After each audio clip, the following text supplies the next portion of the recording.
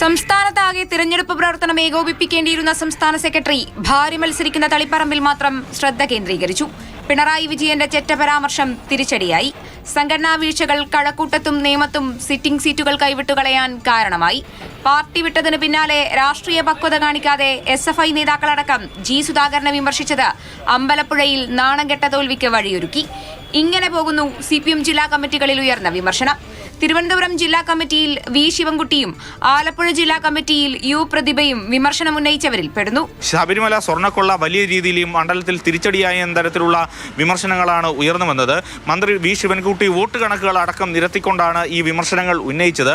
ഉടുമ്പൻചോലയിൽ MM മണിയെ മത്സരിപ്പിക്കാത്തതിലായിരുന്നു Idukki ജില്ലാ കമ്മിറ്റിയിലെ പ്രധാന വിമർശനം.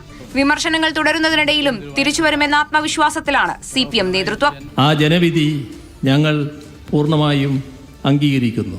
ഈ പരാജയം CPIM-ന്റെയോ LDF-ന്റെയോ അവസാനമായി ആരും കാണേണ്ടതില്ല എന്നാണ് പറയാനുള്ളത്. തിരുത്തലുകൾ കാര്യമായി ഇനി ഉണ്ടാകുമെന്നുള്ളത് നേരത്തെ തന്നെ സംസ്ഥാന നേതൃത്വം വ്യക്തമാക്കിയിട്ടുണ്ട്. അത് ഏത് രീതിയിൽ ആണ് എന്നുള്ളതാണ് കണ്ടറിയേണ്ടത്.